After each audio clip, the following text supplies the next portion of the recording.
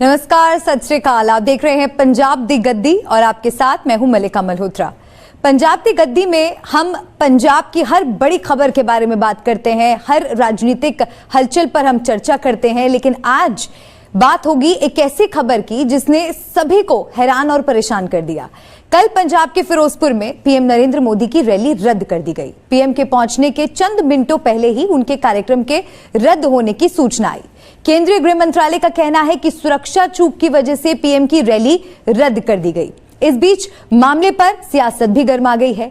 BJP के राष्ट्रीय अध्यक्ष जेपी नड्डा ने आरोप लगाया है कि कांग्रेस ने हार के डर से पीएम के कार्यक्रम में बाधा डालने की कोशिश की है। उधर केंद्रीय गृह मंत्रालय ने पंजाब के डीजीपी और मुख्य सचिव से पूरे मामले पर रिपोर्ट भी तलब की है। केंद्रीय मंत्रालय की ओर से बयान जारी किया गया कि पीएम का बठिंडा से हेलीकॉप्टर हुसैनीवाला में राष्ट्रीय शहीद स्मारक जाना था।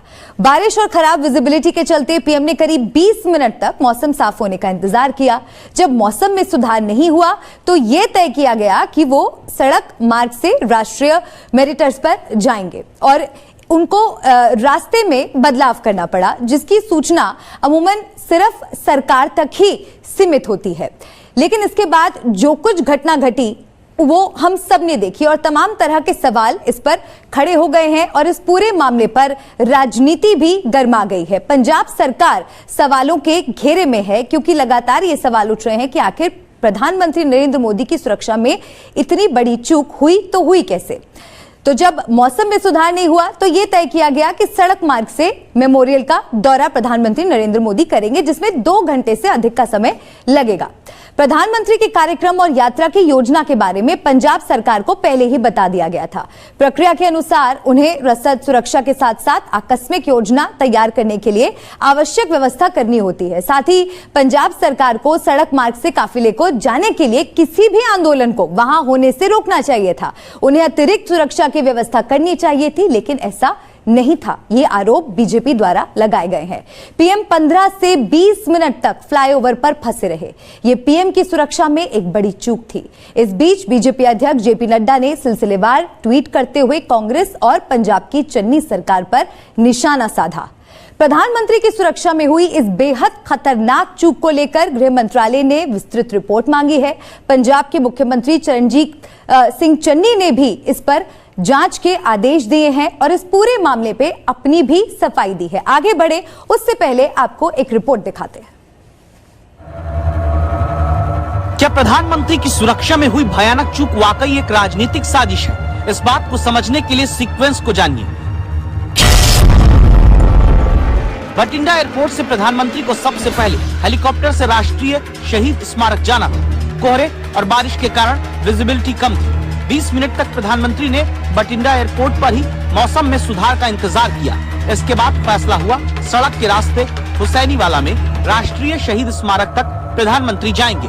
बठिंडा एयरपोर्ट से हुसैनीवाला तक सड़क मार्ग से जाने में करीब 2 घंटे लगते हैं। गृह मंत्रालय का दावा है सड़क से जाने का फैसला पंजाब के डीजीपी की तरफ से सड़क रास्ते में सुरक्षा का पूरा भरोसा मिलने के बाद ही लिया गया।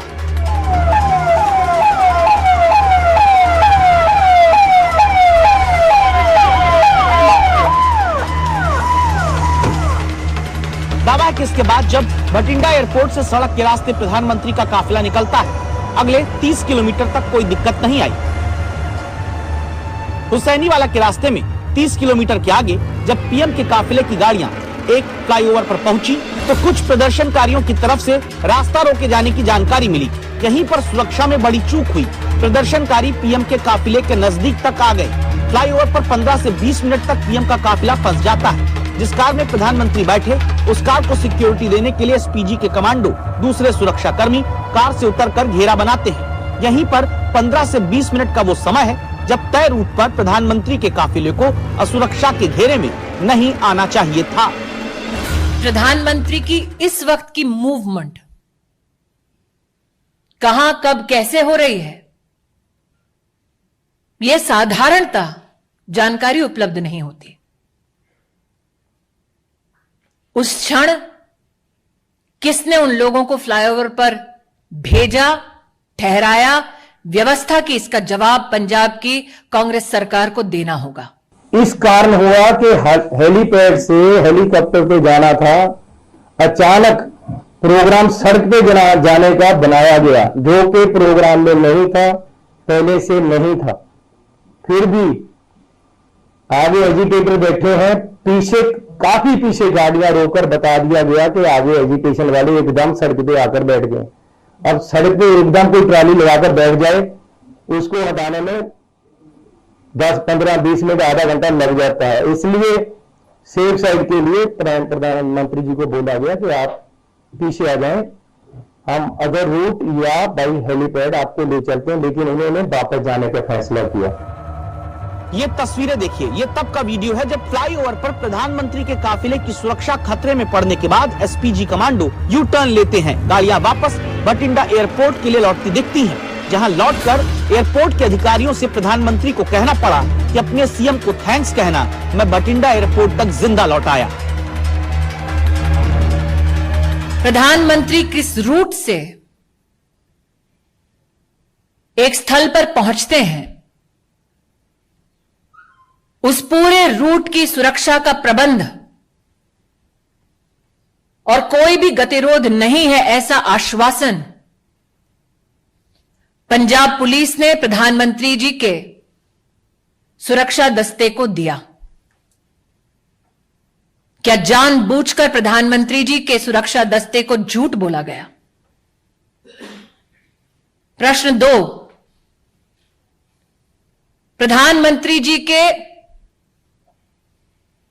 पूरे कैवलकेड को जब रोकने का प्रयास हुआ, 20 मिनट तक जब उनकी सुरक्षा भंग की गई,